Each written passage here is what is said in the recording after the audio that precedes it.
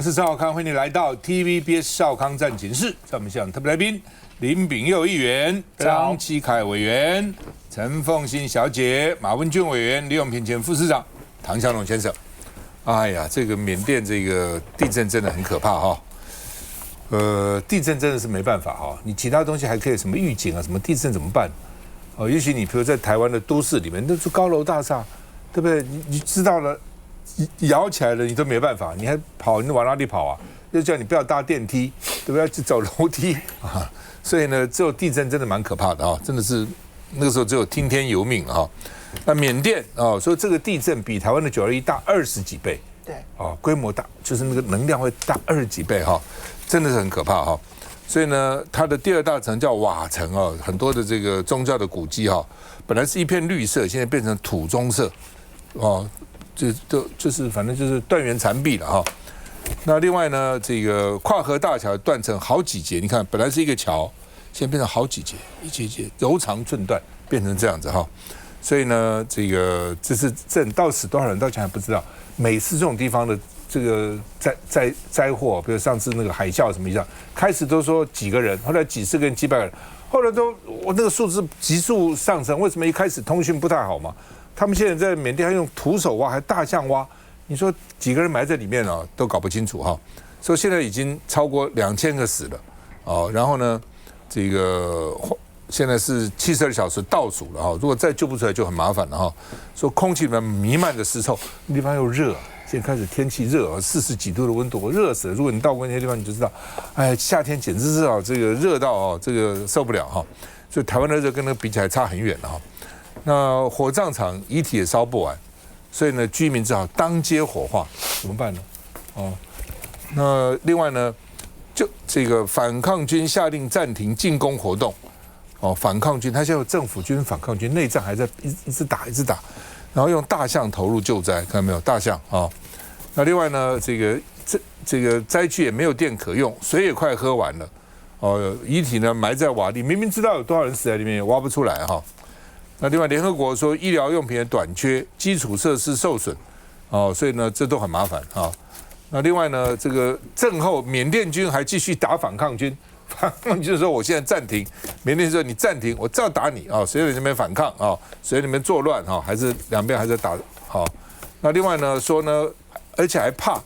哦，说会不会引发规模7以上的地震？台湾也怕，因为它那个地震你不要看它中间还是有互相影响的哈。那另外呢，到底我们的银行到底有多少曝险了？我们泰国比较多了，泰国1280亿，缅甸比较少，只有40亿，所以加起来1320亿哦，好吧，情况怎么样？我们看一下。房屋倾斜，1楼店面直接压扁，满街崩裂的碎石块，铁皮屋东倒西歪，居民站在路中央，相当惊恐。缅甸首都奈比多不仅房屋坍塌，柏油路也4分5裂，凹凸不平，电线杆翻倒，电线纠结成一团。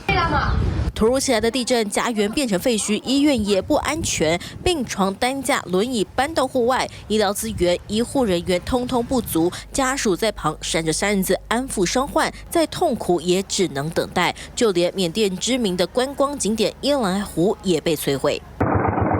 曾经有湖中仙境的伊莱湖，在强震和接连不断的大小余震之后，湖畔木房子被震垮，泡水甚至淹没，居民纷纷搭小船逃难。缅甸地震前深受内战之苦，地震之后连家也没了。从高空俯瞰，缅甸第2大城曼德勒也是这次地震最严重的灾区。卫星图像观察，地震之前密密麻麻蓝色方块都是民宅的屋顶，地震之后坍塌成黑漆漆一片。另外，1934年由英国人建设的阿瓦桥，也在这次的地震断裂成好几节，跌进河水中。Almost every year, like flooding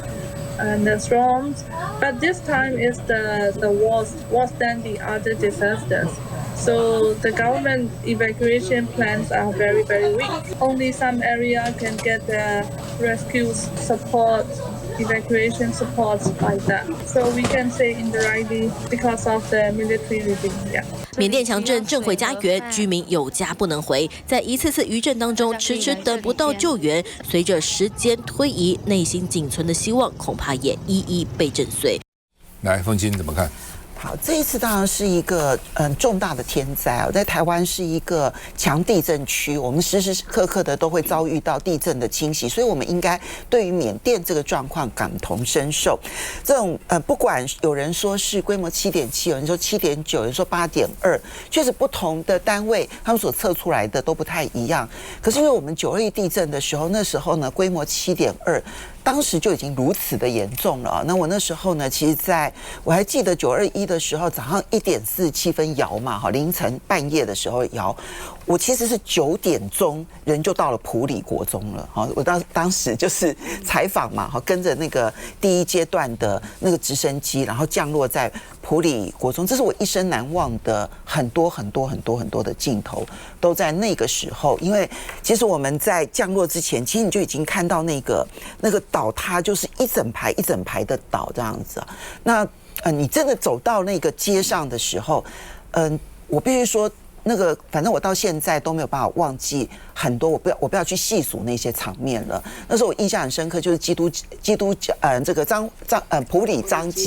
埔里基督教医院埔基啊，他自己的那个整个的医院是无法运作的，所以他把停尸间拉到了篮球场，拉到了那个停车的地方，然后把那个紧急救难的地方放到了篮球场，然后还分重伤区跟轻伤区啊，那情况都是很惨烈。缅甸的状况是如此，因为它到目前为止政府军所能够控制的区域，有人说20%，有人说30%，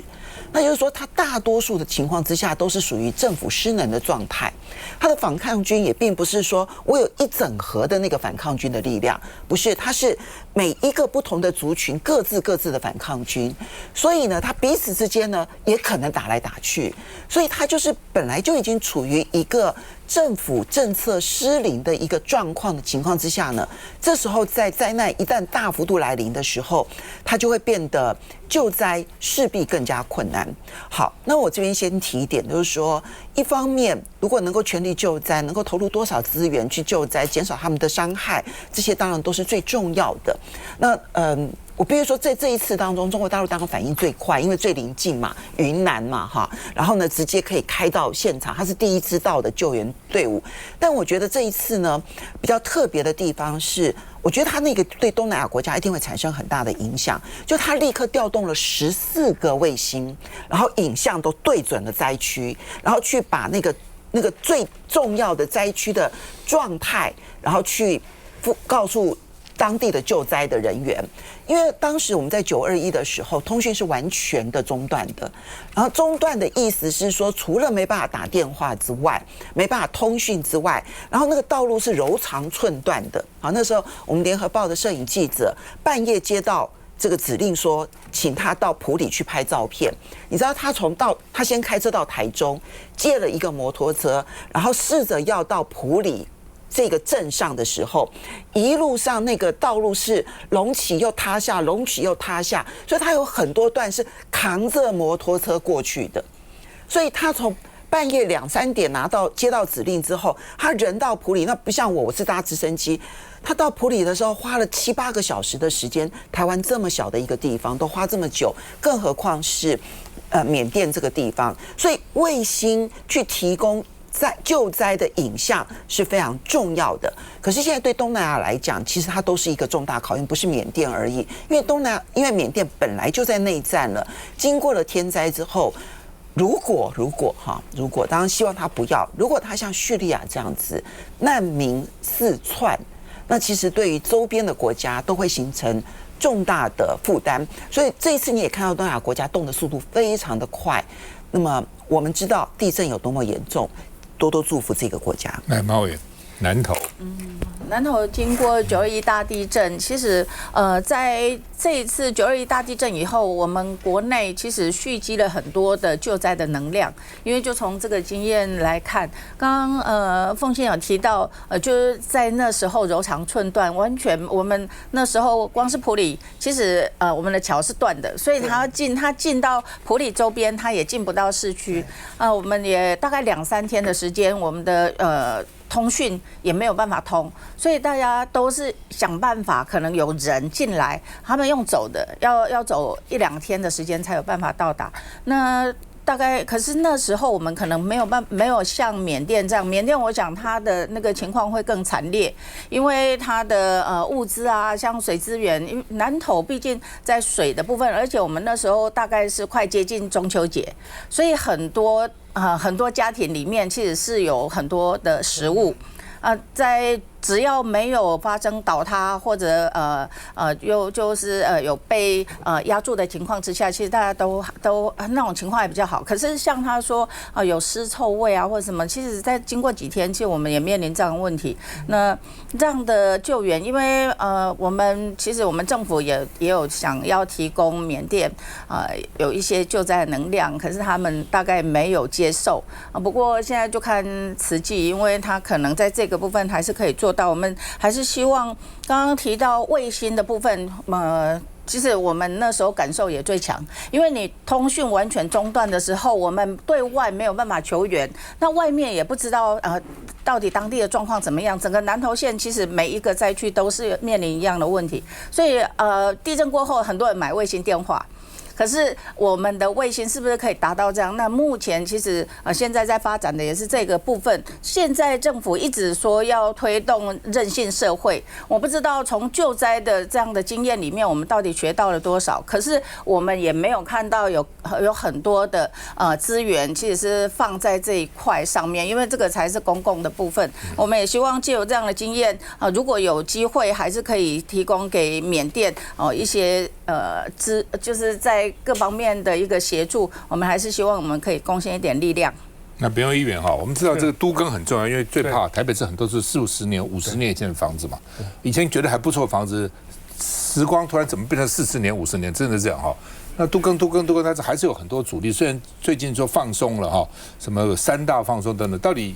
你觉得进度怎样？到底有什么方法能够加速这个都更？坦白讲，现在政府其实我觉得各地方政府都很用心了哈。其实，在都更的部分，尤其是双北的这个老房子，真的比例非常的高。那我觉得现在是要跟民间的所有朋友们呼吁，就是说，其实都更的条件，其实政府出来做都是很公平的。可是很多在个案里面会有少数人，他会觉得他的房子特别价值，所以去垫高自己所希望分配回来的这个状态之后，变成一定的比例，他不去同意这个提出来的分配条件哈，大家都期待过高的情况之下。让很多很好的这个机会就这样子一直拖延下去，所以我相信，不管在新北市政府或台北市政府，其实现在提出来的条件越来越成熟，大家推动这个都更的法案10几年来，不管是危老啦，或者是这个所谓的防灾型的都更等等之类，方案都很多。那我想，我们需要更努力的，其实还是在于就是沟通的机制要更多啦，包含希望民意代表们都能够一起下来协助，不然其实真的在面临这种地震的灾害状况之下，尤其是台北市大家都知道这个台北以前是个台北湖很多的这个所谓的地质岩层其实是不是那么稳固的情况之下，还是要赶快去做都市更新，来让整个社会能够更加的强韧安全。对了，就是说常常当然政府的条件是一个了，另外就是说住户本身到最后都有那几个霸王户，到最后就认为到最后的话，你就条件会国好，大家就跟他拜托，大家就要跟他这个请求所以这是蛮麻烦的但是我觉得法律上还是要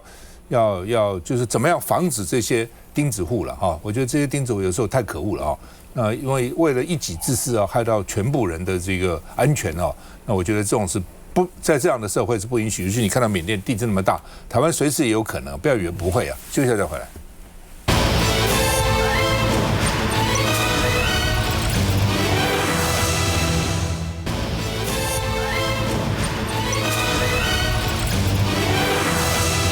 好，那么美国国防部根据传统基金会他们的研究报告做了一个这个所谓这个战略的调整就是说呢，我美国现在国力已经不行了，我不可能像以前在全世界到处部署重兵德国放5万，这个放几万，那个放几万，全世界有那么几百个基地我没有办法了，所以我怎么办呢？以前我的主要的敌人是苏联嘛，那苏联你看现在俄罗斯连打乌克兰打3年都打成这个样子，对不对？这俄罗斯已经没有那么可怕了，重点是中国现在崛起了所以呢，我要把全世界各地的兵力我的力量都调到这个亚洲来，为什么？就是要怕老共其实就这么简单那我已经没有办法在全世界部署了，所以我只好集中我的兵力所以呢，这个希望呢让老共不要拿台湾，为什么是要保卫美国的本土啊，因为打了台湾以后，将来可能日本再来夏威夷就一路下去哈。那不过他的国防部长昨天还闹个笑话啊，在这个在哪里啊？琉球附近什么那个硫磺岛还举办一个，因为硫磺岛上美军死不少人嘛。他说：“我们要感谢当时美国跟日本的英勇的战士，什么鬼？不，他就是跟日本就被日本杀的嘛。哦，所以网络上一片骂说你到底懂不懂历史啊？什么美国跟日本？好莱坞大片的，他就是个白痴啊！他做历史完全并肩作战。美国跟日本那个时候哪有并肩作战？对眼作战，因为他们是对手，他们是敌人呐。就是哎，我觉得哈，历史不懂也蛮可怕的，你不知道过去的发生的事情哈，好吧？”这个，所以那个国防部长，我看啊，是他们的见识有限了啊。美国要集中兵力啊，来因应印太安全的威胁啊，就是因应中国了啊。那另外呢，这个他的所谓机密备忘录怎么会曝光？他们老是机密都会跑出来，很奇怪啊。所以呢，对台湾打2个战略了，一个叫拒止防卫，就是抵挡中国不要过来；另外呢，要施压台湾，加强国防支出。哦，拒止防卫他能做到多少我不知道，但是呢。这个压迫台湾的确已经做到了哈。那当然了，美国一个这个重量级的这个军事专家哈，那梅惠林他说呢，台湾一共整年的预算呢才10几%，才13.7%，就我们的这个政府的总支出只占我们 GDP 的13.7%，你怎么可能拿10%出来做国防预算？不可能嘛！哎，但是你至少应该美国一样。达到3.4%，现在就逐步要求你，原来跟你讲3%，后来我们好不容易2.4、2.5，今年2.4，去年2.5了哈。然后呢，这个现在不够，后来我们就耐心的说，我们至少给你3%吧。现在给你叫3.4%，你等到3.4%要继续会要求的哈。就是说基本上呢，就是要你不断的加军费，不断的加军费，加军费会买美国武器嘛。所以美国最近台湾的军工业，美国的军工业都还不错哈。那学者说，美国要盟邦负担主要防务成本了。欧盟也是，你自己负担你的钱去对抗俄罗斯，哦，韩国、日本你们都小心哦，拿钱出来，不要我美国给你钱啊。那苏起说呢，赖清德是把2国论变成敌国论了。2国论原来2国，李登辉曾经变成2国论，李登辉是特殊的国与国关系，所以变成2国论，但是还没有，基本上还没有把对方变成一个敌国了，至少没有公开这样说了。那所以呢，说起说台湾的悲哀又重现了啊！那敌国以后怎么样？敌国是不是要打仗呢？还要怎样呢？啊？那另外呢，华盛顿邮报是说，华尔街日报 Wall Street Journal 说，台积电加码投资，所以呢，美国跟台湾的关系又好起来了所以呢，台湾呢感寄川普，寄希望于川普，说能够当靠山。那另外一个新闻呢是说，台湾那时候一直拉拢蓬佩奥嘛。就是蓬佩奥不错啊，蓬佩奥是这个以前川普的国务卿啊，跟川普关系不错，所以就找了一个叫做这个一个科技公司，叫做金永长生医学生物科技公司，就捐了钱给这个蓬佩奥了，大概合台币590万。结果呢，川普更生气，用打着跟我的关系去到处募款所以呢，把他的那个这个护卫取消了因为你虽然不在任上，但是你可能担心你在任上的时候有些言行可能得罪一些利益团体啊，或者一些这个黑社会啊你下台了没有保护了这个来干掉你，所以呢，他们虽然退下的位置，还有一些安全人员取消，就表示说死活随你了，我根本不管你了，变成这样。所以台湾有时候拉拢这些这个。当然，台湾拉拢不少人啊，给他们钱啊，这个让他们成立小的智库啊，或是呢公关公司呢去就给他一点这个资源等的是有的哈，但是还是要很小心免得说适得其反。好，来香龙，因为赫格塞斯到亚洲的，除了关岛之外，他第一站呢是到菲律宾。那到菲律宾一方面有美日菲的联合的军演，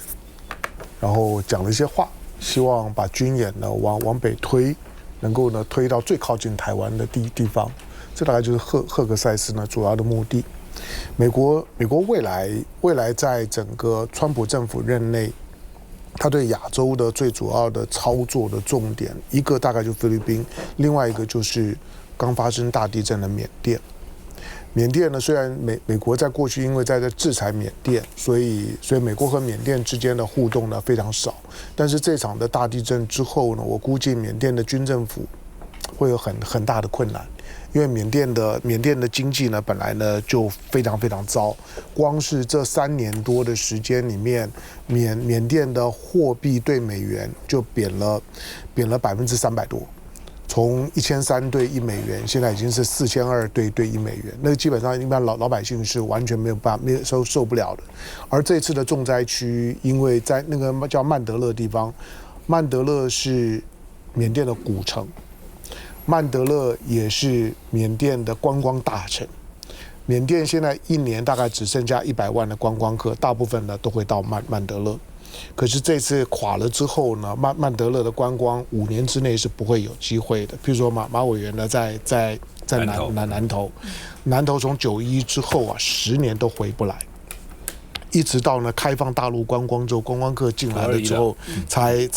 开始慢慢恢复。以缅甸现在的情况呢，更不要讲。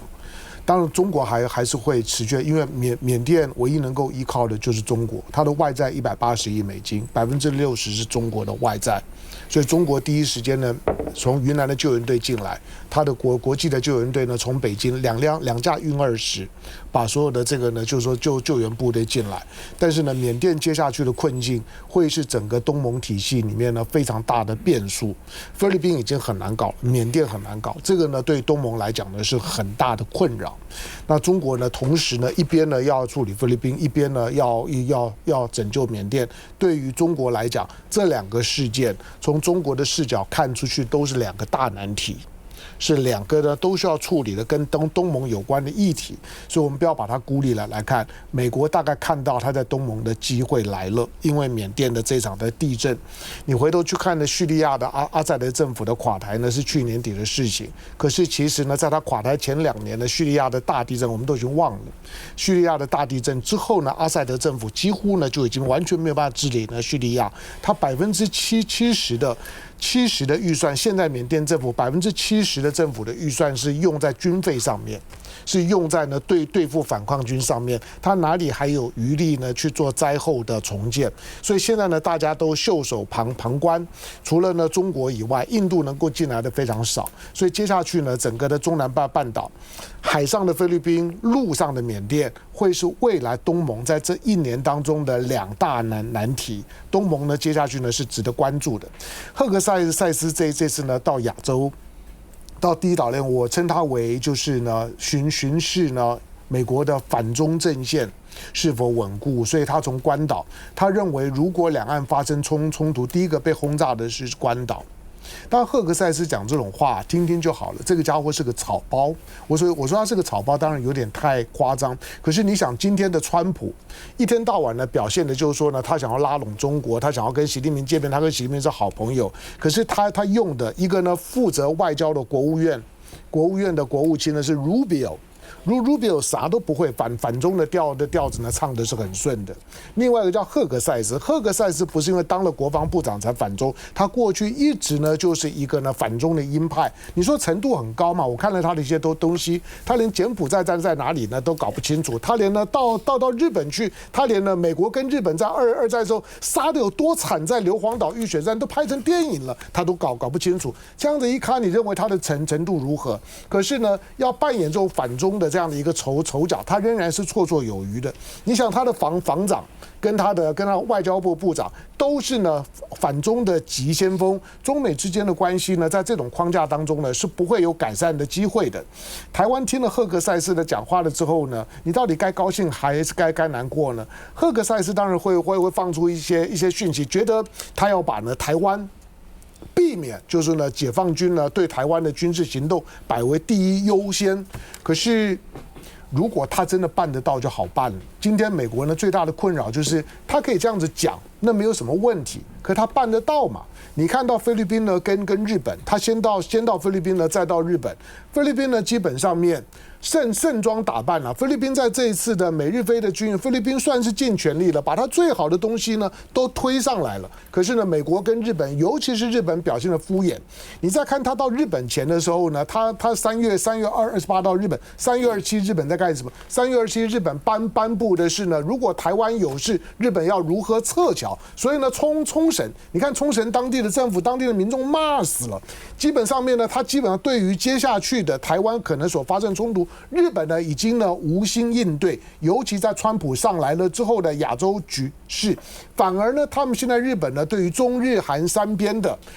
不管是外长会或者经济部门的会议，或者是今年底可能会有这中日韩的这样的一个领袖的会议，可能他更关注一点。地缘政治呢正在剧烈的改变，台湾呢在这个位置上面能够操作的空间呢是非常非常小的。眼前台湾也许呢，大部分你每天听大罢免、大罢免，我说不用想它不是大罢免，它是台湾进行了最后一场的颜色革命，底色呢是绿色的，它就是颜色革命。过得去，那民进党呢可能呼风唤雨个几年的时间；过不去，那就是台湾的大灾难。